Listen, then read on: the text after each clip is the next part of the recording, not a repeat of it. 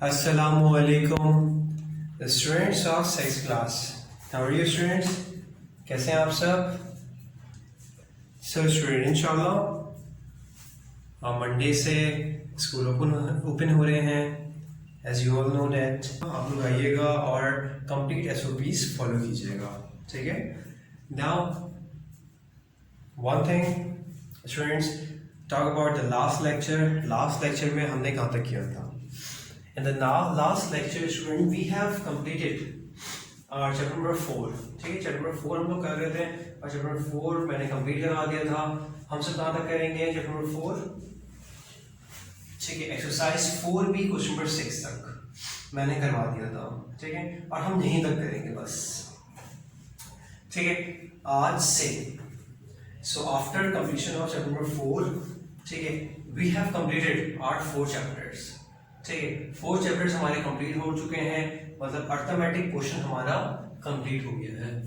तो आज से हम सब जो स्टार्ट करने जा रहे हैं वो चैप्टर नंबर 8 है, इंट्रोडक्शन टू अलजेब्रा. ठीक है, अलजेब्रा स्टूडेंट्स आप लोग फर्स्ट टाइम पढ़ रहे हैं 6th क्लास में. ठीक है, 6th क्लास की बुक में अलजेब्रा का पोर्शन फर्स्ट टाइम आता है. 5 में 4 में आप लोग नहीं पढ़ते हैं अलजेब्रा, तो ये फर्स्ट है, इसीलिए यहाँ पर जो टाइटल है इंट्रोडक्शन टू अलजेब्रा. ठीक है, चैप्टर नंबर 8.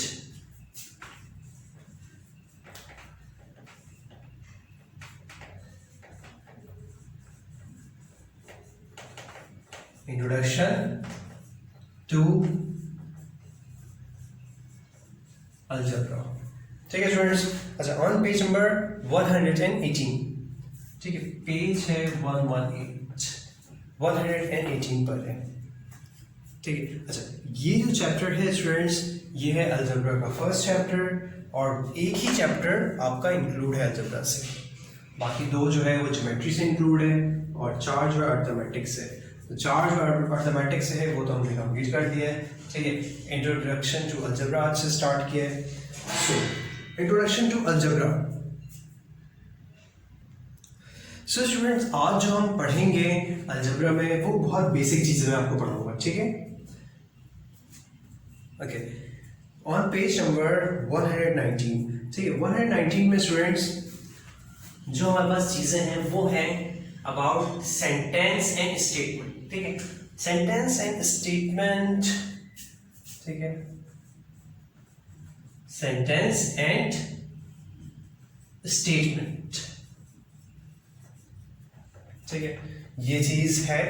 इन्होंने फर्स्ट पेज में एक सेंटेंस की डेफिनेशन लिखी हुई. A sentence is a set of word और symbol that convey some meaning. ठीक, अच्छा इसके अंदर जो कंसीडर द फॉलोइंग सेंटेंस, जरूरी नहीं है कि ये सेंटेंस सही हो सकता है ये गलत भी हो.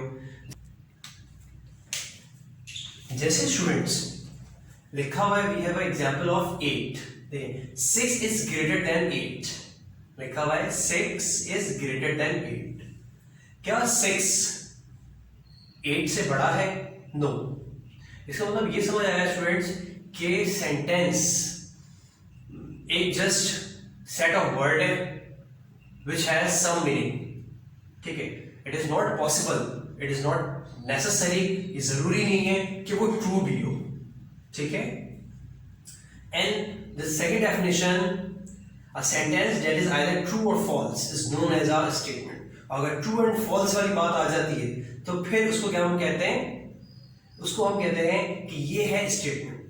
ठीक है, जैसे स्टूडेंट्स सच अच्छा कुछ सेंटेंस जैसे मैं कंसीडर द फॉलोइंग सेंटेंस से, जैसे ही is the president of the Sindh club.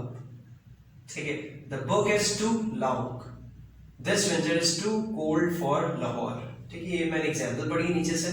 ठीक है, उसमें लिखा हुआ है such sentence are called open sentence. ठीक है, क्योंकि इस तरह की एक्सरसाइज है हमारी. ठीक है, एक्सरसाइज 8A में इस तरह की चीजें हैं, इसलिए मैं आपको बता रहा हूँ students. Such sentence are called open sentence. ठीक है, ओपन सेंटेंस इसे कहते हैं. ओपन सेंटेंस उसे कहते हैं स्टूडेंट जैसे the book is too long.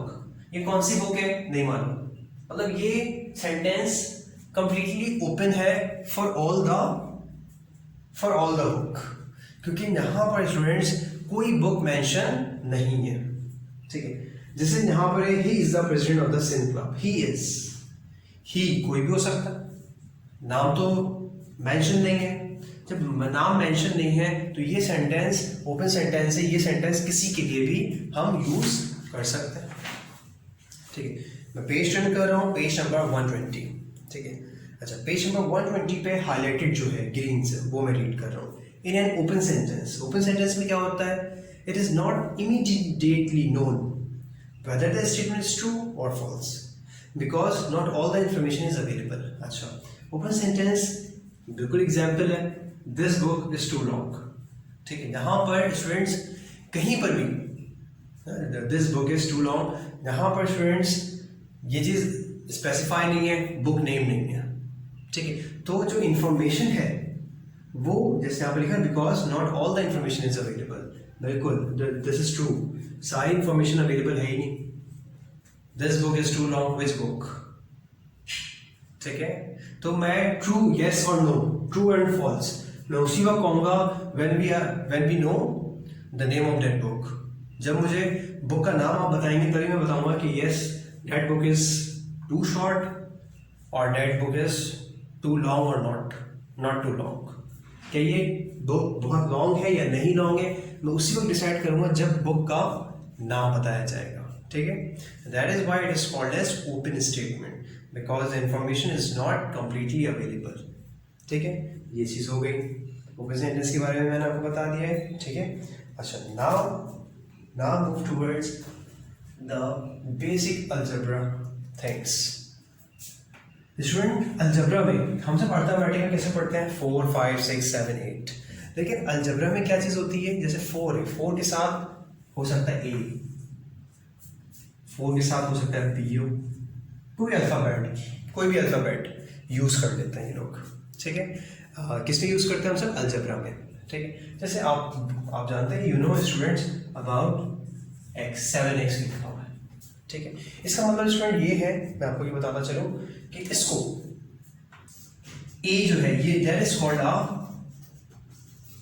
Variable, ये जो b है that is called a variable, ये जो x है अल्फाबेट ये है वेरिएबल। अच्छा, वेरिएबल क्यों कहते हैं इसको, ठीक है, सवाल ये है स्टूडेंट। वेरिएबल इसको इसलिए कहते हैं क्योंकि इसकी वैल्यू हमेशा वेरी करती है। हो सकता है एक सवाल है उसमें a की वैल्यू आ रही है 4 और दूसरा सवाल है उसमें a की वैल्यू आ रही है 10। Is that possible? यस, ये पॉसिबल है। That's why it is called variable, ठीक है, because the value is very to question, ठीक है। डिफरेंट क्वेश्चन है तो you will find the different answer of the same variable. Same variable का मतलब क्या, ए है, यहाँ पर भी है, यहाँ पर 4 आंसर आएगा तो यहाँ पर हो सकता है 10 आ जाए आंसर, हो सकता है 15 आ जाए, हो सकता है 20 आ जाए, मतलब डिफरेंट आंसर आएगा, इसीलिए कहते हैं इसको वेरिएबल, ठीक है। अच्छा, अब मैं बताऊँ फिर आप 4 क्या है। This 4 is called constant, this 4 is called constant, this 7 is called constant. अच्छा, कांस्टेंट का मतलब क्या होता है, क्योंकि स्टूडेंट्स इसकी वैल्यू कांस्टेंट होती है इसलिए इसको हम कहते हैं कांस्टेंट। 4 है तो स्टूडेंट वो किसी भी सवाल में हो उसको हम क्या रीड करेंगे, इसको हम करेंगे 4 रीड, ठीक है, इसको हम रीड करेंगे 4। अब यहाँ पर जो 7 लिखा हुआ मैंने, ठीक है, तो स्टूडेंट्स पता है ये कहीं भी इस तरह से हो ना लिखा हुआ, कोई भी मैं ये मैं लिख रहा हूँ कहीं भी तो इसको 7 ही रीड करेंगे। That's why it is called as constant, इसको हम कहते हैं कांस्टेंट। और ये जो है उसके साथ अल्फाबेट इसको कहते हैं variable, because the value is very to question, ठीक है। हर क्वेश्चन में इसकी वैल्यू अलग होगी, ठीक है। अच्छा, इसकी डेफिनेशन कहाँ लिखी हुई है, 120 पेज नंबर 120 पे डेफिनेशन रीड करता हूं मैं, आप लोग भी बुक में देखिएगा, okay. A variable is a symbol. Yes, it is a symbol. A, B, X symbol. It is a variable is a symbol that represents a quantity. The value of which is not known. अच्छा, उसकी quantity, उसकी मिकदार show करते हैं जो unknown है, जो given नहीं है। जैसे यहाँ पर लिखा हुआ है 7x, 7 तो वैल्यू है वो गिवन है, बट x इज अननोन, इसकी वैल्यू गिवन नहीं है, और इसकी वैल्यू कोई भी हो सकती है। दैट्स व्हाई ये चीज लिखी हुई है कि वेरिएबल इज अ सिंबल, ये एक सिंबल है, दैट रिप्रेजेंट अ क्वांटिटी, ये एक क्वांटिटी खास वैल्यू रिप्रेजेंट करती है जो अभी अननोन है। ठीक है, अच्छा ये मालूम कैसे चलेगी हमें, जब फर्स्ट करें हम सब क्या करें, हमने सॉल्व किया, प्लस माइनस डिवाइड मल्टीप्लाई जिस तरह से है according to the condition of the question, जो कंडीशन है उसको फिल करके we know the value of that variable. Okay, ठीक। अच्छा एक और चीज जिसने यहां पर लिखा हुआ है, वेरिएबल पढ़ लिया हमने, अब हम पढ़ते हैं कांस्टेंट के बारे में। ठीक है, ऑन पेज नंबर 121 के टॉप पर ही डेफिनेशन है हाइलाइटेड। ठीक है, a term that has a fixed value and appears separately from a variable is called a constant। अच्छा, constant एक टर्म है जिसकी वैल्यू फिक्स होती है, जैसे मैंने आपको बताया ये जो 7 है that is a constant, तो इसकी वैल्यू 7 ही है। ये जो 4 है that is a constant, इसकी वैल्यू हर जगह 4 होगी। ठीक है, इसकी वैल्यू ना तो अननोन है ना तो वेरी करती है। ठीक है, इसकी वैल्यू कांस्टेंट है, इट इज 4। ठीक है, अच्छा और क्या कह रहे हैं, and appear separately from a variable, और वेरिएबल से साथ भी हो सकता है और अलग से भी नंबर हो सकता है, दोनों चीजें कंडीशन। अच्छा इट्स कॉल्ड अ कांस्टेंट। चलो कांस्टेंट की भी चीज मैंने पढ़ ली। अब transition from arithmetic to algebra. Okay, the 4 fundamental operation, addition subtraction, 4 fundamental operation हमारे कौन से होते हैं, addition subtraction multiplication division, together with numeral are used in arithmetic to tackle various problems. In algebra, the letter a, b, c, x, y, z are also used in addition to the numerals. The letter used in algebra may represent any number in general. ठीक है, चलिए अब मैं आपको ये बताता हूँ। ठीक है, किसके बारे में, मैंने आपको ये दो चीजें बता दी, कांस्टेंट, वेरिएबल। अब एक और बहुत बेसिक चीज अलजेब्रा में, ठीक, और वो है स्टूडेंट्स अलजेब्रिक एक्सप्रेशन। ठीक है,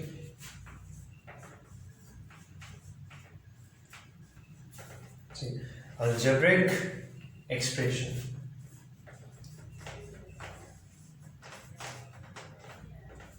ठीक है, अलजेब्रिक एक्सप्रेशन रीड करता हूं मैं। Algebraic expression, any numerals, variable or combination of numerals and variables connected by one or more sign of fundamental operation is known as an algebraic expression. An algebraic expression is a general statement that will hold true for one or more values of the letter used. Okay, the number or letter separated by operator is an algebraic expression are called terms. Okay, ठीक है। Okay, मैं आपको ये सब चीजें बता देता हूँ स्टूडेंट्स। ठीक है, अलजेब्रिक एक्सप्रेशन और टर्म्स के बारे में। द सिंबल और number appearing before the variables used in algebraic term is called its coefficient. Okay, ठीक है, सबसे फर्स्ट स्टूडेंट मैं आपको बता रहा हूँ अलजेब्रिक एक्सप्रेशन। अलजेब्रिक एक्सप्रेशन किसे कहते हैं, सपोज इन्होंने ये बात कही है definition as per the definition. ठीक है, अच्छा वेरिएबल्स और नंबर का कॉम्बिनेशन, वेरिएबल और नंबर का combination connected with some basic operation. मतलब इनका मतलब ये कि ये दोनों कनेक्ट होंगे प्लस से, माइनस से, मल्टीप्लाई से या डिवाइड से, बेसिक ऑपरेशन। तो इसको हम कहेंगे अलजेब्रिक एक्सप्रेशन। इसको हम कहेंगे अलजेब्रिक एक्सप्रेशन। क्यों?